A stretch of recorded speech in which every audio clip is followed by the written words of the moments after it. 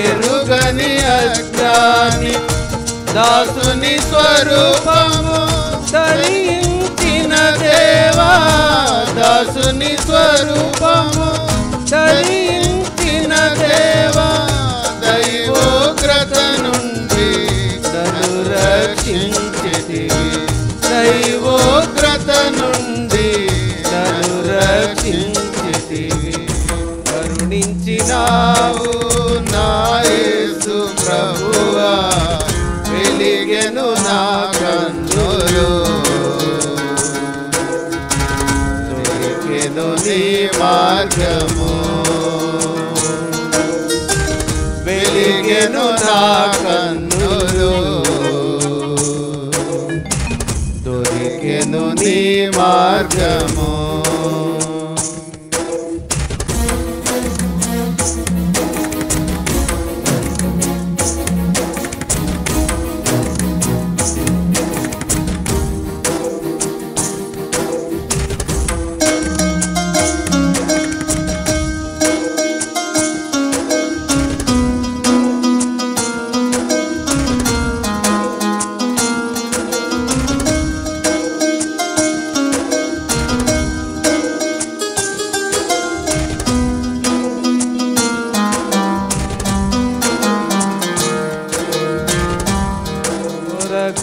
నీవు మరణించితివని,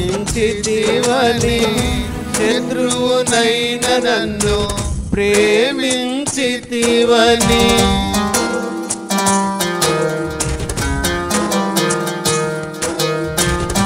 నా కొరకై నీవు మరణించితివని, శత్రువునైన నన్ను ప్రేమించితివని, నీదు సువార్త చెవులను తాకగా, నీదు సువార్త చెవులను తాకగా, ప్రభువా నిన్ను నోటితో పిలువగా, ప్రభువా నిన్ను నోటితో పిలువగా, కరుణించినావు నా యేసు ప్రభువా, వెలిగెను నా కన్నులు, వెలిగెను నీ మార్గము, వెలిగెను నా కన్నులు, వెలిగెను నీ మార్గము.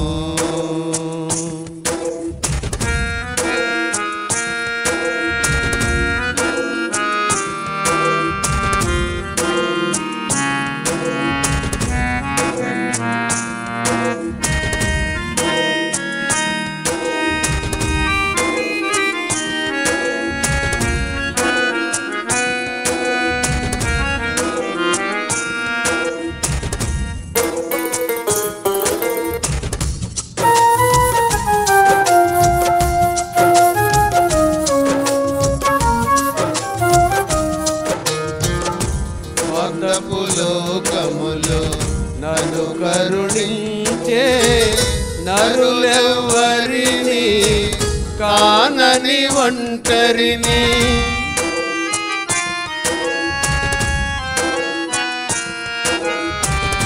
స్వార్థపు లోకములో నన్ను కరుణించే నరులెవ్వరిని కానని ఒంటరిని, దాటిపోయేదరు ధరణిలో అందరూ, దాటిపోయేదరు ధరణిలో అందరూ, పిలువగా నిలచితివి పరమున చేసితివి, పిలువగా నిలిచితివి పరమున చేసితివి. కరుణించినావు నా యేసు ప్రభువా, వెలిగెను నా కన్నులు, దొరికెను నీ మార్గము, వెలిగెను నా కన్నులు, దొరికెను నీ మార్గము. కరుణించినావు నా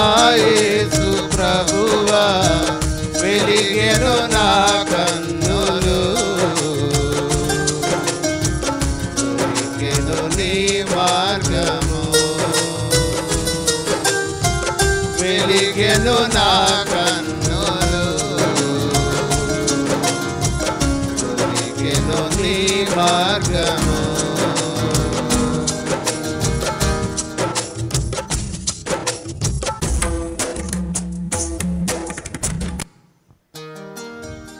మంచిదండి. కీర్తన పాడి ప్రభు నామాన్ని మహింపరిచిన సత్యనారాయణ గారికి, అలాగే వాసు గారికి ప్రభు యేసుక్రీస్తు నామములో వందనాలు తెలియజేసుకుందాం. మనం మొదటి వర్తమానంలోనికి వెళ్దాం. మొదటి వర్తమానంగా యానం ప్రాంతంలో పరిచర్య జరిగిస్తున్న దేవుని సేవకులు జకరి గారి వాక్ సందేశం అందిస్తారు. దానికి ముందుగా నిడదవలో మన పరిచర్యకు సహకరిస్తున్న దేవుని ప్రియులు బాలరాజు అన్న వాక్ సహాయార్థమై ప్రార్థిస్తారు.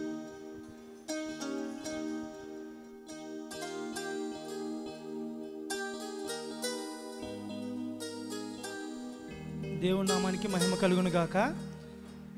4వ రోజు మొదటి వర్తమానం కొరకు వాక్య సహాయమే ప్రార్థించుకుందాం. అందరూ తలలు వంచు. మహాపరిశుద్ధుడా, ప్రేమగల తండ్రి, దయగల దేవా, కృపగల దేవా, మీ ఘనమైన శ్రేష్టమైన నామానికి లెక్కలేని స్తుతులు స్తోత్రాలు వందనాలు తండ్రి. ప్రవ్వా, గడిచిన 3 రోజులు కూడా ప్రవ్వా నీ మహిమకరంగా ప్రవ్వా మీరు జరిపించిన విధానాన్ని బట్టి మీకు వందనములు కృతజ్ఞతా స్తుతులు చెల్లిస్తున్నాం తండ్రి. ప్రవ్వా, ఈ యొక్క 4వ రోజు మొదటి వర్తమానం ద్వారా ప్రవ్వా మీరు మరుగుపరిచిన మర్మాలను ప్రవ్వా మాకు బయలుపరుస్తున్నందుకు మీకు వందనములు స్తోత్రములు చెల్లిజేస్తున్నాం తండ్రి. ప్రవ్వా, నీ యొక్క దేవుని సేవకులు ఇప్పుడు నిలబడి మాట్లాడుచుండగా మీ ఆత్మ సహాయాన్ని అందించండి, సహాయం చేయండి. కూడి వచ్చిన ప్రతి మా అందరికీ కూడా మీ ఆత్మ సహాయాన్ని దయచేయమని అడుగుతున్నాం.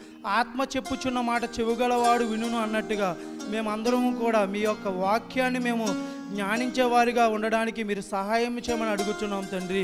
ప్రభా, నీ యొక్క కొత్త నిబంధన ద్వారా ప్రభా మేము జ్ఞానాన్ని పొందుకుంటామని ప్రభా మీ యొక్క సేవకుల ద్వారా మీరు తెలిపిన వర్తమాన వాగ్దానాలకై వందనములు స్తోత్రములు తెలియజేస్తున్నాం తండ్రి. ప్రభా, నీ యొక్క విశ్వాస సంబంధమైన దేవుని ఏర్పాటులో మమ్మల్ని అందరినీ ఉంచినందుకు మీకు వందనములు కృతజ్ఞత స్తుతులు చెల్లిస్తున్నాం తండ్రి. ఈ యొక్క వైజాగ్లో జరుగుతున్న ఈ యొక్క కాన్ఫరెన్స్ ద్వారా అనేక మంది ప్రభా వాగ్దానాలు వర్తమానాలు పొందిగిన ప్రభా వారి యొక్క జీవితాల్లో ప్రభా అనేక వాగ్దానాలు స్వతంత్రించుకోవడానికి మీరు చూపిస్తున్న కృపకై మీకు వందనములు స్తోత్రములు చెల్లిస్తున్నాం తండ్రి. ప్రభా, ఇప్పుడు వర్తమానం అందిస్తుండగా మేమందరం కూడా శ్రద్ధ కలిగి వినడానికి మీ కృప చూపించి సహాయం చేయమని మా ప్రియుడు ప్రాణప్రియుడైన ప్రభువైన యేసుక్రీస్తు వారి ప్రశస్త నామంలో ప్రార్థించి వేడుకొనుచున్నాం మా ప్రియ పరమ తండ్రి.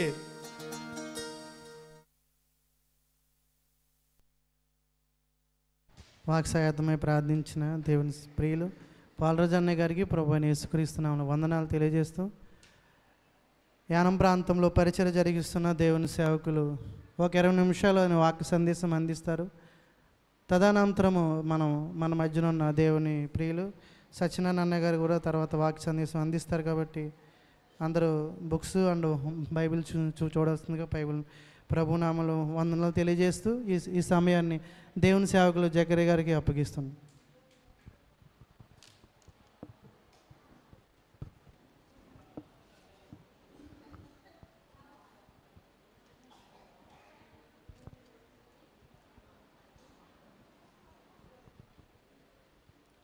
సామ్య వేసినట్టు అధ్యక్షుల వారికి కూడి వచ్చిన మీకు దేవుని పేరున హృదయపూర్వక వందనాలండి. అలాగే మరి కూడికలు ఏర్పాటు చేసినటువంటి స్టీవెన్సన్ గారికి కూడా వారి సంఘానికి కూడా దేవుని పేరున హృదయపూర్వక వందనాలు చెల్లించుకుంటున్నానండి. అపోస్తుల కార్యాలు 17వ అధ్యాయము 26వ వచనం చదివి వాక్యంలోకి వెళ్దాం. అపోస్తుల కార్యాలు 17వ అధ్యాయము 26వ వచనం.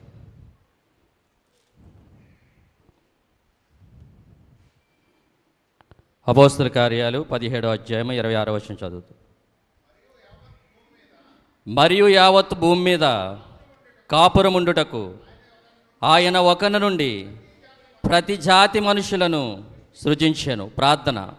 సకలాశీర్వాదములకు కారణభూతుడైన మా ప్రియ పరలోకపు తండ్రి, మీకు వేలాది స్తుతులు స్తోత్రాలు నాయన. 8, 9, 10, 11 దినాల్లో తండ్రి ఈ రీతిగా ఏర్పాటు చేసి తండ్రి సేవకులు మీరు నిలబెట్టుకుని మాట్లాడుతున్న విధానాన్ని బట్టి మీకు వందనాలు స్తోత్రాలు తండ్రి. ఈ దినమని మీరు నాకు ఇచ్చిన సమయమును బట్టి మీకు వేలాది స్తుతులు స్తోత్రాలు నాయన. నీ పక్షము నిలబడి మాట్లాడుచున్న నాకు సమయోచితమైన జ్ఞానాన్ని మీరు నాకు అనుగ్రహించండి.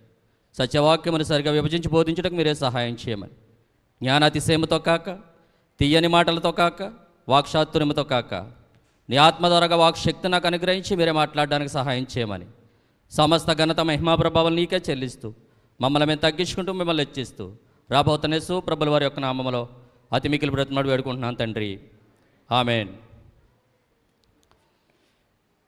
మరియు యావత్ భూమి మీద కాపురం ఉండుటకు ఆయన ఒకని నుండి ప్రతి జాతి మనుషులను సృజించారంట ప్రేమదేని వర్లారా. అయితే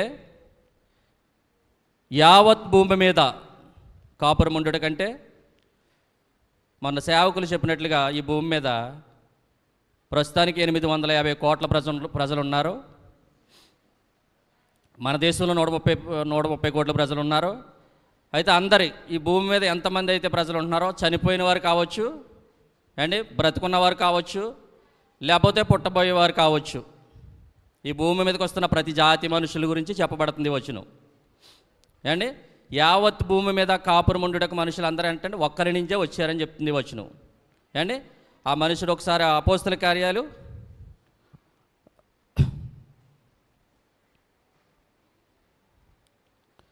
1 కొరింథీయులకు రాసిన మొదటి పత్రిక 15వ అధ్యాయము, 1 కొరింథీయులకు రాసిన మొదటి పత్రిక 15వ అధ్యాయం 45వ వచనం చదువుదాం. 1 కొరింథీయులకు రాసిన మొదటి పత్రిక 15వ అధ్యాయము 45-46 వచనాలు చదువుదాం. ఇందు విషయమై ఆదాము అను మొదటి మనుషుడు,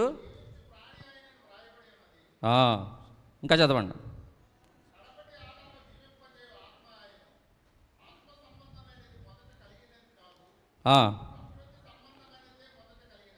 చూడండి 45లో రాయబడింది, ఇందు విషయమై ఆదాము ఎవరంటండి? మొదటి మనుషుడు అని రాయబడింది. ఆయన జీవించి ప్రాణి ఆయను రాయబడి ఉన్నది. కడపటి ఆదాము జీవింపజేయు ఆత్మ ఆయను రాయబడింది. మనం ముందు చూసినప్పుడు ముందు వచనంలో అపోస్తల కార్యాలు 17:20లో ఏం రాయబడింది అంటే, ఒక మనిషి నుండే ప్రతి జాతి మనుషులు ఈ భూమి మీదకి వచ్చారని రాయబడింది. ఇక్కడైతే మొదటి మనిషి గురించి రాయబడింది. అతని పేరు ఆదాము, అతని జీవించే ప్రాణి అని రాయబడింది. కడపటి ఆదాముగా ఒక ఆయన వచ్చారు, ఆయన జీవింపజేయు ప్రాణి అయి ఉన్నారు అని చెప్పి రాయబడింది. మళ్ళీ చదువుతున్నాను చూడండి. ఇందు విషయమై ఆదాము మొదటి మనుషుడు, జీవించు ప్రాణి ఆయనని రాయబడి ఉన్నది. కడపటి ఆదాము జీవింపజేయు ఆత్మ అని రాయబడి ఉంది ప్రియమైన వాళ్ళారా. అయితే ఆదామేమో జీవించే ప్రాణి మాత్రమే, ఆయనలో అండి జీవింపజేయు శక్తి లేదు ఆయనలో. మొదట చెప్పినట్టుగా ఈ భూమి మీదకి వచ్చిన మనుషులందరూ ఒక మనిషి నుండి వచ్చారు. అయితే ఈ వచనంలో ఆ మొదటి మనిషి ఎవరని చెప్పాడంటే, మొదటి మనుషుడు ఆదాము అని చెప్తున్నాడు. ఆదాము అని చెప్పిన ఆయన ఏమంటున్నారంటే అక్కడ ఒక ఆయన మళ్ళా కడపటి మనిషిగా వచ్చారు, ఆయన యేసుప్రభుల వారు. ఆయన గురించి చెప్పబడుతూ ఉంటుంది, ఆయన జీవింపజేయు ప్రాణిగా ఉన్నారని చెప్తుంది. అయితే మొదటి మనుషుడైన ఆదామును జీవించే ప్రాణి మాత్రమే. ఆ జీవింపజేయు శక్తి ఆదాములో లేదు, అంతే కదండి. జీవింపజేయు శక్తి ఆదాములో లేదు అండి. జీవింపజేయు శక్తి ఎవరిలో ఉంది అంటే కడపటి ఆదామైన యేసుప్రభులో ఉంది ప్రియమైన వాళ్ళారా అండి. ఇంకా రోమిల్ రాసిన పత్రిక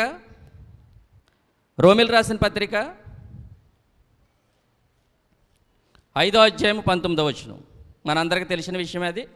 రోమిల్ రాసిన పత్రిక 5వ అధ్యాయం 19వ వచనం, యాలయనగా ఒక మనుష్యుని అవిధేయత వలన అనేకులు పాపులుగా ఎలాగు చెయ్యబడురో అలాగే, అది జ్ఞాపం చేసుకోండి, ఎలాగు చెయ్యబడురో అలాగే ఒకని విధేయత వలన అనేకులు నీతిమంతులుగా చేయబడ్డారని రాయింది. అంటే ఒక మనిషిని అవిధేయత గురించి రాయబడింది, ఒకని మనిషిని విధేయత గురించి రాయబడింది ఇక్కడ అండి. మీకు మొదట చెప్పిన మాట ఒక మనిషి నుండే ప్రతి జాతి మనుషులు వచ్చారని చెప్పబడింది. రెండో మాటగా మొదటి మనుషుడు ఆదాము అని చెప్పబడింది, అతను జీవించే ప్రాణి. రెండవ మనుషుడు కడపటి ఆదాము, అది యేసుప్రభుల వారి గురించి చెప్పబడింది, అతను జీవింపజేయు ప్రాణిగా చెప్పబడింది. ఇక్కడ చెప్పబడుతుంది ఒకని అవిధేయత వలన అనేకులు పాపులుగా మార్చబడ్డారో, ఒకని విధేయత వలన అనేకులు నీతిమంతులుగా తీర్చబడ్డారని చెప్పబడుతుంది. ఆ ఒకని అవిధేయత ఎవరు అంటే మొదటి మనుషుడైన ఆదాము, ఒకని విధేయత ఎవరంటే కడపటి ఆదాముగా వచ్చిన యేసుప్రభుల వారు. అంటే ప్రతి వచనం కూడా ముందు చెప్పిన అంటే కొరింథీయులకు రాసిన పత్రిక 15:45లో ఏమో ఇద్దరు గురించి చెప్పబడింది. దానికి ముందేమో చెప్పబడిన వచనం ఒకరి గురించి చెప్పబడింది, ఆదాము గురించి, ప్రతి జాతి మనుషులు వచ్చని చెప్పబడింది. రెండో మాటగా ఏమో ఇద్దరు గురించి చెప్పబడింది. మూడో మాటగా ఇక్కడ మొదటి మనుషుడి గురించి, కడపటి మనుషుడి గురించి చెప్పబడుతుంది ప్రియమైన దేవుని వారలారా. ఏమండి? అయితే చూడండి, ఆదికాండం 2వ అధ్యాయము 7వ వచనం చదవండి. 2వ అధ్యాయం 7వ వచనం. దేవుడైన యెహోవా నేల మంటితో నరుని నిర్మించి వాని నాసికాంధ్రములలో జీవవాయువును ఊదగా మనుషుడు జీవాత్మాయను. ఏండి? ఈ వచనాలన్నీ కూడా మీకు చెప్పిన వచనాలు ఇప్పటి వరకు కూడా మొదటి మనుషుడు, కడపటి మనుషుడు గురించి చెప్పబడ్డాయి ప్రియమైన దేవుని వారలారా. ఏండి? అయితే అనాది కాలంలోనే ఇప్పుడు మీకు ముందు చెప్పిన వచనాలన్నీ ఎవరి గురించి చెప్పబడిందండి? ఈ లాస్ట్ చెప్పిన వచనంలో ఎవరైతే దేవుడు మట్టిని తీసుకుని మనిషిగా చేశాడో ఆ మనిషి గురించే చెప్పబడింది. అండి? కొత్త నిబంధనలు మీకు చెప్పిన వచనాలు కూడా ఈ మనిషి గురించే చెప్పబడింది. ఈ మనిషిని మట్టిని మనిషిగా చేసి జీవాత్మ ఊది దేవుడు అండి ఆ ఏదోని తోటలో ఉంచాడు. అయితే ఒక మనుషుడు వచ్చాడు ఈ లోకంలోనికి. ఈ భూమి మీద అసలు ఏమీ లేదండి. ఆకాశం కానీ, భూమి కానీ, గాలి కానీ, నీరు కానీ, అగ్ని కానీ, అంటే పంచభూతాలు అంటారు కదండి అందరూనే. ఈ పంచభూతాలు ఏమీ లేవు. ఆకాశ పక్షులు లేవు, అడవి మృగాలు లేవు, సముద్రపు చేపలు లేవు, ఏమీ లేవు ఈ భూమి మీద. అయితే దేవుడు తనకు కుమారుడిగా ఒక మనిషిని పుట్టించుకోవాలనుకుని అతని ఆలోచన కలిగినప్పుడు మానవుడికి కావలసిన అన్నీ కూడా ఆకాశాన్ని, భూమిని, గాలిని, నీరును, అగ్ని, పంచభూతాలు కలుగు చేశాడండి. తర్వాత ఆకాశ పక్షులను, అడవి మృగాలను, సముద్రపు చేపలను సమస్తాన్ని కలుగు చేశాడు. అయితే తర్వాత మనిషిని కావాలి, పుట్టించాలి, నా పోలికలో ఒక మనిషిని నేను జన్మనివ్వాలి అని చెప్పి మట్టి నుంచి తీసి మనిషిని చేశాడు. ఆయనలోంచి జీవాత్మను దేడు ఆ మనిషిని ఏదోని తోటలో పెట్టాడు. అయితే తర్వాత అవ్వ ఎలాగొచ్చిందంటే మన అందరికీ తెలిసిన విషయాలే చెప్తున్నాను ప్రియమైన దేవుని వారలారా. మరి అన్నీ ఈ లోకంలో దేవుడు ఏది చూసినా సరే, ఆకాశ పక్షులను చూసినప్పుడు జతల జతలుగా కనబడుతున్నాయి, అడవి మృగాలు చూసినప్పుడు జతల జతలుగా కనబడుతున్నాయి, సముద్రంలో చేపలు చూసినప్పుడు కూడా జతల జతలుగా కనబడుతున్నప్పుడు దేవుడు నా కుమారుడు కూడా ఒక జతనివ్వాలనుకున్నాడు. అప్పుడు ఆదాముకి గాఢ నిద్ర కలిగజేసి ఆమె ఒక ఎముకలో ఎముకను చేసి స్త్రీ నిర్మింపబడింది. అంటే ఆదాము ఎప్పుడైతే గాఢ నిద్రలోకి వెళ్ళాడో, ఆ మాటలు మనం బాగా ఎక్కువగా వింటూ ఉంటాం. ఆదాము విశ్రాంతిలోకి వెళ్ళిన తర్వాత, అంటే గాఢ నిద్ర అంటే విశ్రాంతిలోకి వెళ్ళిన తర్వాత మాత్రమే స్త్రీ నిర్మింపబడింది ప్రియమైన దేవుని వారలారా. అయితే వీళ్ళిద్దరి పట్ల ఒక ప్రణాళిక కలిగి ఉన్నాడు దేవుడు. ప్రణాళిక కలిగి ఉన్నప్పుడు మీరు సమస్త వృక్ష ఫలాలు తినండి, కానీ మంచి చెడులు తెలియని వృక్ష ఫలం తోట మధ్యలో ఉంది, అది తినొద్దు అని చెప్పి అన్నదప్పుడు మీరు ఇందాక రోమిలు రాసిన పత్రం 5:19లో ఒకని అవిధేయత వలన అనేకులు పాపులుగా మార్చబడ్డారు, ఒకని విధేయత వలన అనేకులు నీతిమంతులుగా తీర్చబడ్డారు అన్నారు అని రాయబడింది అక్కడ. అయితే ఆదాము దేవుడు ఏదైతే చెప్పాడో, ఈ ఆదాముకి దేవుడు చాలా గొప్ప జ్ఞానం ఇచ్చాడండి. ఎందుకు ఇచ్చాడని మనం అనుకుంటున్నామంటే, ఈ భూమి మీద 86 లక్షల జీవరాశులకి పేర్లు పెట్టింది ఆయనే. ఒక విధంగా బాప్తిసం తీసుకున్న వాళ్ళు 10 మంది ఉంటే వాళ్ళకి పేర్లు పెట్టడమే కష్టం. కానీ ఆదాముకి మంచి జ్ఞానం ఇచ్చాడు దేవుడు. కానీ ఈ జీవరాశులన్నిటికీ కూడా పేర్లు పెట్టే దేవుడు, అటు జ్ఞానం దేవుడు ఇచ్చాడు. కానీ ఎప్పుడైతే మరి దానికి ముందే ఒక దూత దేవుని మీద విరోధంగా తిరిగి నీ పిల్లల్ని నీకు కాకుండా చేస్తానన్నది చేసినప్పుడు మరి ఏదోని తోటలో వీళ్ళిద్దరూ చక్కగా ఉండాలనుకున్నాడు దేవుడు. అయితే అపవాదం వచ్చింది. మరి ఆదాము మోసపరచబడలేదు, కానీ అవ్వ మోసపరచబడి ఆ పళ్ళెత్తుకుని పొలాన్ని తిన్నదే తిని మరి ఆ చెట్ల పొలంలో తినేసి ఆ భర్తకు కూడా ఆదాముకు కూడా పెట్టేసింది. అయితే అక్కడి నుంచి తేడా వచ్చింది ప్రియమైన దేవుని వారలారా. ఇప్పుడు ఎలా తేడా వచ్చింది అంటే, ఆదాముతో ప్రతి సల్లపూట దేవుడు వచ్చేవాడు, మాట్లాడేవాడు, దేవునితో సావాసం కలిగి ఉండేది ఆదాముకి. దేవునితో మాట్లాడే భాగ్యం వారి ఇరువురికి అంటే స్నేహభావం ఉండేది. అయితే ఎప్పుడైతే వీళ్ళు చెయ్యొద్దన్న పని చేశారో, ఈ భూమి మీద ఉన్న ప్రజలకు ఎవరికి కూడా అండి ఇప్పటికీ కూడా చాలామందికి మనసులో నెమ్మది లేదు, ఆత్మలో నెమ్మది లేదు అండి, శరీరంలో నెమ్మది లేకుండా ఉంటున్నారు. అంటే అది ఆదాము చేసిన అవిధేయతను బట్టి అండి. అండి ఆదాము అతని అవిధేయత ఎలా చూపెట్టాడంటే, ఏదైతే చెయ్యొద్దన్నాడు అంటే ఆదాము ద్వారా, ఆదాము చేసిన అవిధేయతను బట్టే మరణం ఈ లోకానికి వచ్చిందండి అందరికీ. అండి అప్పటి వరకు ఆదాముకు కూడా మరణం లేదు, అవ్వకు బట్టలు ఉతికే పని లేదు అండి. ఆదాము కష్టపడి ఏదో ఈరోజు భోజనం సరిపడా తెచ్చే పని కూడా లేదు అండి. వాళ్ళిద్దరు చక్కగా ఉన్నారు. అక్కడ ఉండే సమయంలో మరి అపవాది ఎప్పుడైతే మోసం చేసిందో ఆ ఏదోని తోటలో బయటకు త్రోయబడ్డారో అక్కడి నుంచి మరణం స్టార్ట్ అయిందండి. ఆదాము అవ్వ చేసిన దాన్ని బట్టి, వారు ఇరువురు చేసిన తప్పును బట్టి మరణం వచ్చింది అండి. గర్భవేదన వచ్చింది, శ్రమలు వచ్చినాయి, ఇబ్బందులు వచ్చినాయి, ఇరుకులు వచ్చినాయి, సమస్యలు వచ్చినాయి, పాపం నుంచి వచ్చి మరణం ఎన్నో వచ్చినాయి ఇప్పుడు మంది వాళ్ళారా. అయితే చాలామంది నవ్వుతున్నారు, ధర్మశాస్త్రంలోకి వెళ్ళిపోవడం అన్నట్టుగా చూస్తున్నారు. కవర్ చేస్తాను, కంగారు పడకండి.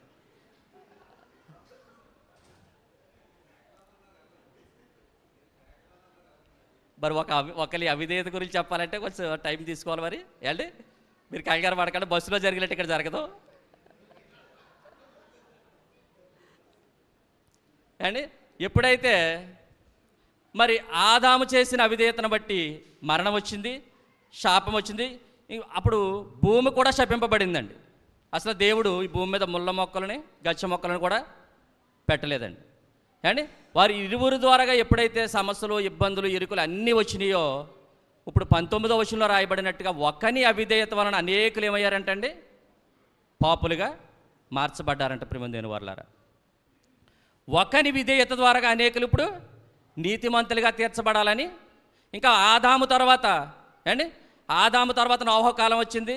ప్రజలందరూ దేవునికి ఆయాసకరంగా ఉన్నారు, నాశనం అయిపోయారు. తర్వాత మధ్య అబ్రహాం కాలం వచ్చింది. అబ్రహాం దేవుడు పిలుచుకున్నాడు, ఇస్సాకు పుట్టాడు, యాకోబు పుట్టాడు, ఇశ్రాయేలు పుట్టారు. మరలా అక్కడికి వచ్చింది, మళ్ళీ సీనాయి కొండ వచ్చింది, మళ్ళీ ధర్మశాస్త్రం వచ్చింది అండి. ధర్మశాస్త్రం కూడా ప్రజల్ని నీతిమంతులుగా చేయలేకపోయింది. ఆ ధర్మశాస్త్రం ద్వారా మళ్ళీ బలులు వచ్చినాయి, ఆ బలులు కూడా నీతిమంతులుగా చేయలేకపోయినాయి అండి. అప్పుడే చాలా సగం బైబిల్ అయిపోయింది ఏమండి. ఎక్కడి నుంచి అంటే ఆదాము నుంచి అండి నోవహు కాలం, నోవహు నుంచి అబ్రహాం కాలం, అబ్రహాం కాడ నుంచి అబ్రహాము, ఇస్సాకు, యాకోబు కాలం, మళ్ళీ ఇశ్రాయేలు, సీనాయి కొండ, అంటే సగం తెలిసిపోయినట్టే కదా. అయితే అక్కడ బలులు వచ్చిన తర్వాత ఆ బలులు కూడా ఎడ్ల యొక్కయు, మేకల యొక్కయు, గొర్రెల యొక్కయు, కోడెల యొక్కయు, గువ్వల యొక్కయు, పావురేల యొక్క రక్తం ఉండేది అక్కడ. ఎందుకు? పాప పరిహారం చేయడానికి ఏమండి. ఆ పాప పరిహారం చేయడానికి ఆ బలుల ద్వారాగా మరి ఆ రక్తం కూడా ఏమి చేయలేకపోయింది. ప్రజలు నీతిమంతులుగా, ధర్మశాస్త్రం నీతిమంతులుగా చేయలేకపోయింది. అయితే ప్రజలందరూ కూడా మరి చాలా ఆదాము యొక్క అవిధేయతలోనే ఉన్నారు. మరి అలాగే ధర్మశాస్త్రం వచ్చిన తర్వాత కూడా ప్రతి వ్యక్తి ఏం జ్ఞాపకం చేసుకునేవాడంటే, బలిస్తున్న ప్రతి వ్యక్తి ఏం జ్ఞాపకం చేసుకునేవాడంటే ఏమండి, ఒక పాపం చేయడం, ఒక గొర్రెని తీసుకురావడం అండి. యాజకుడు గొర్రె మీద ఆ పాపం చేసిన వ్యక్తిని తల మీద చేయి పెట్టడం, దాన్ని ప్రార్థన చేయడం, బలిగా ఇవ్వడం అది. అయితే తెచ్చిన ప్రతిసారి వీళ్ళు ఏం జ్ఞాపకం చేసుకునేవారంటే పాపాన్ని జ్ఞాపకం చేసుకునేవారండి.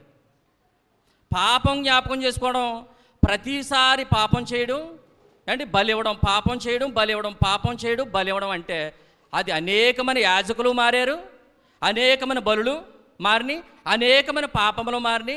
ఈ పాపాలు జ్ఞాపకం చేసుకోవడం వల్ల పాపాలే అధికమైనవి తప్ప ఎప్పటికీ నీతిమంతులు కాలేదండి వాళ్ళు. ధర్మశాస్త్రం పరిశుద్ధమైనదే, ధర్మశాస్త్రం మంచిదే, గొప్పదే అది. కానీ ధర్మశాస్త్రానికి వీళ్ళు ఏం చేసేవారంటే బలులు ఇస్తున్న ప్రతిసారి పాపాన్ని జ్ఞాపకం చేసుకోవడం వల్ల అండి, వీళ్ళు పాపాలే జ్ఞాపకం చేసుకోవడం వల్ల ఎవరు కూడా నీతిమంతులుగా చేయలేకపోయింది ప్రియమైన వాళ్ళారా. అయితే ఇప్పుడు మన ప్రభు అయిన యేసు ప్రభుల వారి ద్వారాగా ఇప్పుడు చదవండి, అది అర్థమవుతుంది. 5వ అధ్యాయం 19వ వచనం చదవండి. ఇప్పుడు ఆదాము గురించి అర్థమైంది, కడపటి ఆదాము గురించి మీకు అర్థమైంది కొన్ని విషయాలు. మొదటి ఆదాము గురించి అర్థమైంది, కడపటి ఆదాము అనే యేసు ప్రభుల వారి గురించి కొన్ని విషయాలు చెప్పుకుని మనం ముగించుకుందాం. నాకు ఇచ్చిన సమయం 25 నిమిషాలు. ఆ 25 నిమిషాల్లోనే ముగించేస్తాను ప్రియమైన వాళ్ళారా. ఏలయనగా ఒక మనుషుని అవిధేయత వలన అనేకులు పాపులుగా ఎలాగూ చేయబడిరో అలాగే అండి. నేను చదువుతాను చూడండి. ఏలయనగా ఒక మనుషుని అవిధేయత వలన అనేకులు పాపులుగా ఎలాగూ చేయబడిరో. ఎలాగవ్వారండి పాపులు అండి? ఒక మనుషుని అవిధేయత వలన. ఒక మనుషుడు అని ఒక మనిషి నుండే ప్రతి జాతి మనుషులు వచ్చారని చెప్పుకున్నాం కదా. ఆ మనుషుడు ఎలా వచ్చాడంటే మట్టి నుంచి వచ్చాడని చెప్పుకున్నాం కదా. ఆ ఆదికాండంలో మట్టిని తీసి నరుని జీవాత్మ ఊదాడని చెప్పుకున్నాం కదా. అలాగే ఇక్కడ అంటున్నాడు ఒక అవిధేయత అంటే ఇది రోమిలు రాసిన పత్రికలో కొత్త నిబంధనలో చెప్పబడుతూ అపోస్తలుడైన పౌలు గారు చెప్తున్నాడండి. అయితే ఒక మనుష్యుని అవిధేయత వలన అనేకులు పాపులుగా ఎలాగూ మార్చబడిరో చూడండి అక్కడ. ఏలయనగా ఒక మనిషిని అవిధేయత వలన అనేకులు పాపులుగా ఎలాగూ చెయ్యబడిరో అలాగే. అది మాత్రం విభజన చూడండి. పైన ఆదాముకి, కింద మొదటి ఆదాము మనుషుడి గురించి, కడపటి ఆదామైన యేసుప్రభుల వారి గురించి చెప్తున్నాడు. అలాగే అంటే ఒకని విధేయత వలన అనేకులు నీతిమంతులుగా తీర్చబడ్డారంట. ప్రియమందిన వాళ్ళ బలులు ఏదైతే చేయలేకపోయినాయో అది యేసుక్రీస్తు ద్వారాగా చేయడానికి లోకానికే వచ్చారు. ప్రియమందిన వాళ్ళారా. అయితే ఇంకా చూడండి 5:17 కూడా చదవండి ఒకసారి. 5వ అధ్యాయము.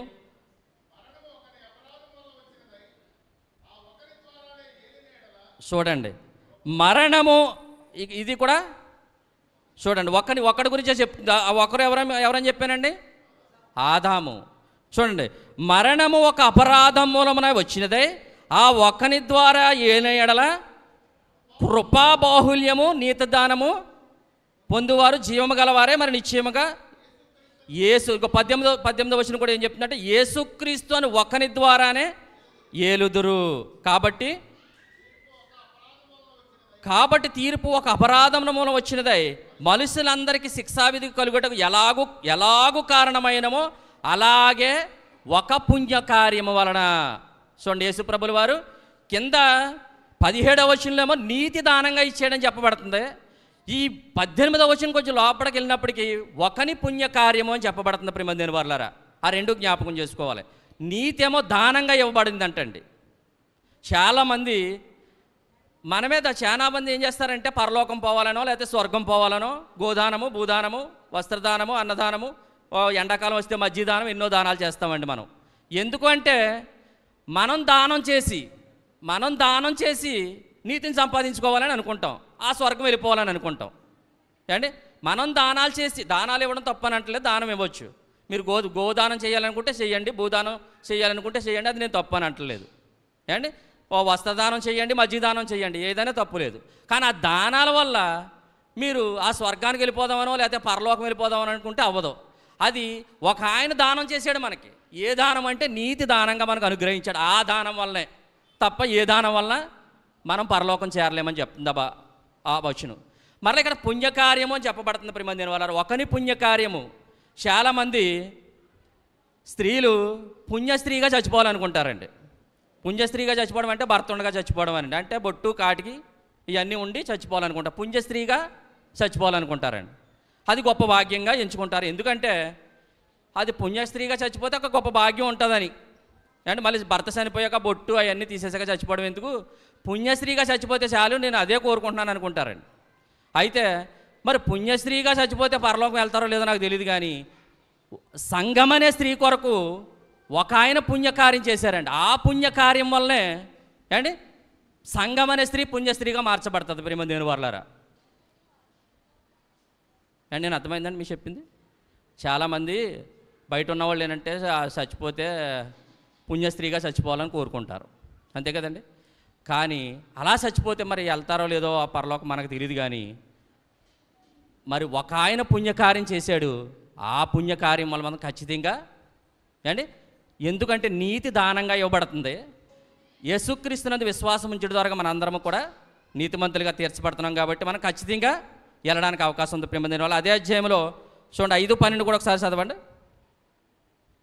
ఇది కూడా ఒక మనిషిని గురించే చెప్పబడుతుంది.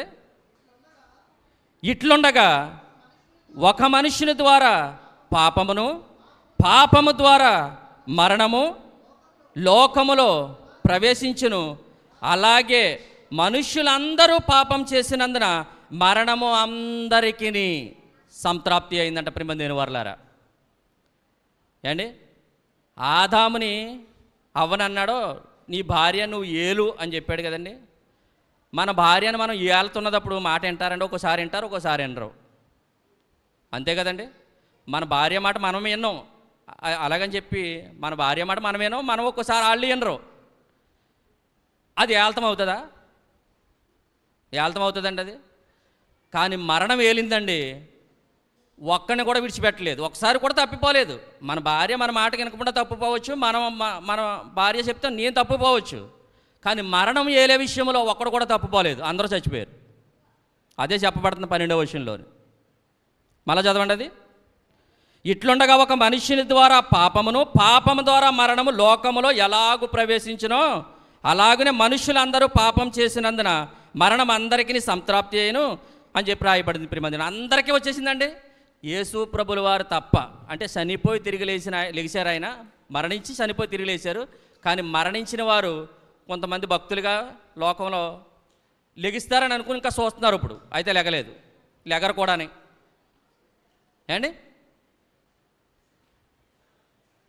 ప్రసాద్ గారు అప్పుడు నవ్వుతున్నారు. టైం అయిపోయిందా?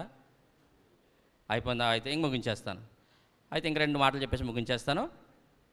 అయితే ఒకని విధేయత గురించి చాలా విషయాలు ఈ 12వ వచనం చెప్పబడుతుంది. మళ్ళీ ఒకసారి చదివి నేను ఇంకా చూడండి. రోమిల్ రాసిన పత్రిక 3వ అధ్యాయము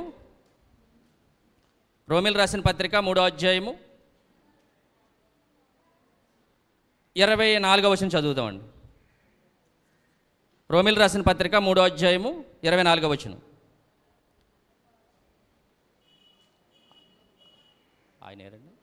నేనే చదువుతానండి. రోమిల్ రాసిన పత్రిక 3వ అధ్యాయం 24వ వచనంలో రాయబడింది, కాబట్టి నమ్మువారు అండి ఆయన కృపచేతనే క్రీస్తు యేసునందలి విమోచనము ద్వారా ఉచితముగా నీతిమంతులుగా తీర్చబడ్డామండి. ఒకని అవిధేయత గురించి మీరు అన్నారు. ఆ ఒకని అవిధేయత వలన పాపం చేశాడు. ఆ పాపం ద్వారా మరణం వచ్చింది. ఆ మరణం అనేకులని ఏలింది. ప్రియమందిని వాళ్ళ అయితే ఇప్పుడు కాబట్టి నమ్మువారు ఎవరైతే యేసుక్రీస్తుని నమ్ముతున్నారో, నమ్మడం అంటే రోమిల్ రాసిన పత్రిక 10:9 ప్రకారంగా ఆయన ఎవరైతే ఆయన మన కొరకు చనిపోయాడు, మన కొరకు పాతి పెట్టబడ్డాడు, మన కొరకు తిరిగి లేచాడని ఎవరైతే నోటితో ఒప్పుకుంటున్నారో, నేను పాపిని ప్రభువా నీ ఆత్మ నాలోకి పంపించాడని ఎవరైతే నోటితో ఒప్పుకుంటున్నారో వారు తక్షణమే వారి హృదయంలోకి పరిశుద్ధాత్మను పంపిస్తున్నాడో వారు నీతిమంతులుగా తీర్చబడుతున్నారు. ప్రియమందిని వాళ్ళ అయితే అంటే కాబట్టి నమ్మువారు అన్నారు. అదే మాట ఇక్కడ అండి. నమ్మడం అన్నా విశ్వాసం ఉంచడం అన్నా, అబ్రహాము దేవుణ్ణి నమ్మెను, అది అతని నీతిగా ఎంచబడిన అన్నాడు. నమ్మడం అంటే విశ్వాసము అండి. అయితే ఎవరైతే యేసుక్రీస్తునందు విశ్వాసం ఉంచుతున్నారో వారందరూ కూడా నీతిమంతులుగా తీర్చబడుతున్నారో, అదే ఒకని అవిధేయత వలన అనేకులకు మరణం వచ్చింది. అయితే ఒకసారి చూడండి, యోహాను సువార్త 14వ అధ్యాయం 19వ వచనం. యోహాను సువార్త 14వ అధ్యాయం 19వ వచనం. యోహాను సువార్త 14వ అధ్యాయము 19వ వచనం. ఏంటండి? నేను జీవించుచున్నాను గనక మీరును జీవింతురు, నేను తండ్రి యందును మీరు నా యందును నేను మీ యందును ఉన్నానని మీరు ఎరుగుదరు అంటున్నారు. ప్రియమందిని వర్లారా, అయితే యేసుప్రభుల వారు అంటున్నారు నేను తండ్రి యందును అంటే మీరు నా యందును ఉన్నారన్నారు. అదే ఆ వచనం చెప్పబడుతుంది. ఇప్పుడు ఆయనే జీవము గలవాడు. ప్రియమందిని వర్లారా, ఎలా జీవము గలవాడు అంటే తండ్రి తనంతట తానుగా ఎలాగూ జీవము గలవాడై ఉన్నాడో తండ్రి ద్వారాగా ఆయన జీవం గలవాడు అగుటకు అట్టి అధికారం యేసుప్రభుల వారికి ఇవ్వబడింది. యేసుక్రీస్తు ద్వారాగా మనందరమును జీవం గలవారు అగుటకు అట్టి అధికారం మనందరికీ ఇవ్వబడుతుంది. ఒకని అవిధేయత ద్వారాగా అనేకులకు మరణం ఏలింది.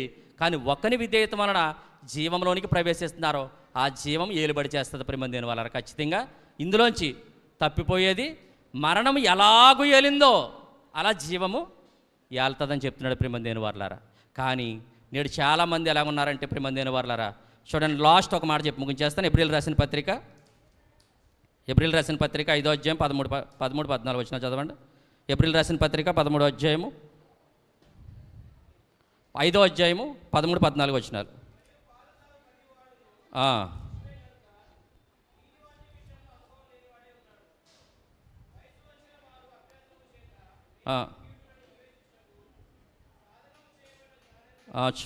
చాలా.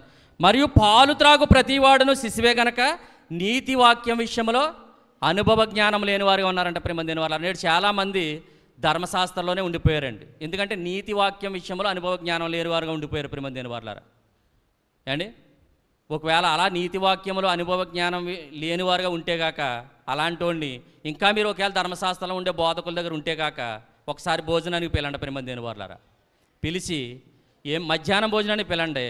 పిలిచి మొదట పాలు ఇవ్వండి, తర్వాత నాష్టా పెట్టండి, తర్వాత మజ్జిగన్నం పిసికి పెట్టండి అండి. ఫస్ట్ పాలు ఇవ్వండి, తర్వాత నాష్టా పెట్టండి.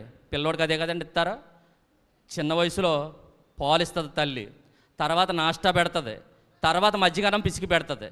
మీరు పాలు త్రాగేవారిగానే ఉన్నారు అన్నాడు అంటే దేవుడు ఎక్కడున్నాడో ధర్మశాస్త్రంలోనే ఉండిపోయారు చాలామంది. ధర్మశాస్త్రం పాల వంటిది. ఏ సేవకులైనా ఎవరినైనా మీరు ఇంటికి పిల్లండి భోజనానికి, మొదట పాలు ఇవ్వండి అండ్ తర్వాత నాష్టా పెట్టండి, తర్వాత పెరుగన్నం పిసికి పెట్టండి, అప్పుడు మీరు అనక్కలొద్దు, ఆయన అడుగుతాడు.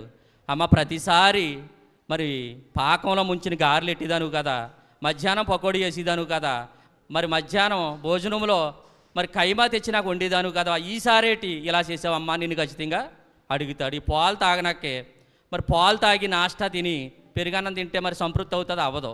మరి ఒకవేళ అవ్వదు కాబట్టి అప్పుడు నిన్ను అడుగుతారు కాబట్టి అప్పుడు నువ్వు అనొచ్చు, అయ్యగారు మరి ఇదిగో 30 సంవత్సరాల నుంచి నా తల్లి మీ దగ్గరికి వస్తుంది, ఆ పాలే పెట్టారు, ఆ నాష్టా పెట్టారు, ఆ పెరుగన్నమే పెట్టారు అని చెప్పానంటే. మళ్ళీ మా నాన్న 20 సంవత్సరాల నుంచి వస్తున్నాడో, ఆ పాలే పెట్టారు, ఆ నాష్టా పెట్టారు, ఆ పిసికిన పెరుగన్నమే పెట్టారని చెప్పండి. నేను వస్తున్నాను 10 సంవత్సరాల నుంచి, ఆ పాలే పెట్టావు, అగో ఆ నాష్టా పెట్టు, ఆ పెరుగన్నమే పెడుతున్నావు, ఎందుకయ్యా మాకు ఇంక అన్యాయం చేస్తున్నావు అని చెప్పండి. అదే చెప్పబడింది. మీరు పాలు త్రాగేవారుగా ఉన్నారు కానీ బలమైన ఆహారం తినేవారుగా లేరు అంటున్నాడు. అంటే చాలామంది పాలు తాగిస్తున్నారు ప్రియమైన దేని వారులారా. మన సేవకులు అనేక సార్లు అదే చెప్తూ ఉంటారండి. కొత్త నిబంధనకి వేరేసం తెలియాలంటున్నారు. అందుకే నేను ప్రాచీన స్థితికి నవీన స్థితికి వేరేసం తెలియాలా అండి? సీనాయి కొండకి షియోను కొండకి వేరేసం తెలియాలా? ఏబేలు రక్తానికి యేసుప్రభుల వారి రక్తానికి, పాత నిబంధనలో బలుల రక్తానికి యేసుప్రభుల వారి రక్తానికి వేరేసం తెలియాలి ప్రియమైన దేని వారులారా. మీరు పాలు తాగేవారుగా ఉన్నారో బలమైన ఆహారం తినేవారుగా ఉన్నారో కూడా తెలుసుకోవాలి ప్రియమైన దేని వారులారా. అలా తెలుసుకోకపోతే మనకి ఎప్పటికీ వాక్యం అర్థం అవ్వదో, ఎప్పటికీ పాలు తాగేవారుగానే ఉంటారో, మీరు ఇంకా ఆ నాష్టాయే తింటారో, ఆ పిసికిని పెరుగన్నమే తింటారో, మరి ఆ పాలే తాగితే బలమైన ఆహారానికి రాలేరు, సరైన జీవితం జీవించలేము ప్రియమైన దేని వారులారా. మనం నాకు సమయం ఇచ్చిన టైము మరొకసారి దేవుడు నాకు ఇచ్చే సమయాన్ని బట్టి ఉపయోగించుకుంటాను. ఈ సమయాన్ని బట్టి దేవుడు ఇచ్చిన సమయాన్ని బట్టి కొద్ది మాటలు దేవుడు ఆశీర్వదించును గాక. చిన్న ప్రార్థన. సకల ఆశీర్వాదములకు కారణభూతుడైన మా ప్రియ పరలోకపు తండ్రి, మీకు వేలాది స్తుతులు స్తోత్రాలు నాయన. ఇంతవరకు తండ్రి ప్రభా కొన్ని విషయాలు తండ్రి ప్రభా మీరు తండ్రి పలకడానికి మీరు సహాయం చేసినందుకు మీకు వేలాది స్తుతులు స్తోత్రాలు నాయన. నా తర్వాత తండ్రి ప్రభా నీ సేవకులు మీరు నిలబెట్టుకుని కావాల్సిన మాటలు మీరు అందించమని, వాక్శక్తిని మీరు అనుగ్రహించి మీరే మాట్లాడమని. ఈ దినమున తండ్రి ప్రభా చివరి దినానికి మేము వచ్చాం. దాసుల నోట ఏముంచారో ఆ మాటలు కూడా మీరు మాకు అనుగ్రహించమని, అందరూ కూడా చండి వెలుచుండగా తండ్రి క్షేమకరమైన ప్రయాణాలు మీరు జరిగించమని రాబోతున్న యేసుప్రభుల వారి యొక్క నామములో అతి మిక్కిలి బ్రతిమలాడి వేడుకుంటున్నాను తండ్రి. ఆమేన్. వందనాలండి. వాక్యం అందించిన దేవుని సేవకులు జగ్గయ్య గారికి ప్రభువైన యేసుక్రీస్తు నామములో వందనాలు తెలియజేస్తూ, రెండవ వర్తమానంగా మన మధ్యన ఉన్న రాజమండ్రి ప్రాంతంలో సేవకు సహకరిస్తున్న మన దేవుని ప్రియులు సత్యనారాయణ గారు వచ్చి రెండవ వర్తమానం అందిస్తారు. దానికి ముందుగా నల్లజర్లో మన పరిచర్యకు సహకరిస్తున్న రత్నాజీ గారు వచ్చి వాక్య సహాయార్థమై ప్రార్థించారు. తదనంతర వాక్యం విన్నాం.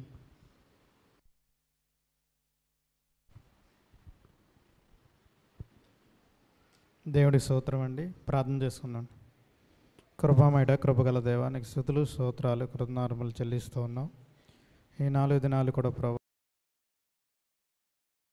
వినగల చెవులు మాకు అనుగ్రహించి కృప చూపించమని ప్రభువైన యేసుక్రీస్తు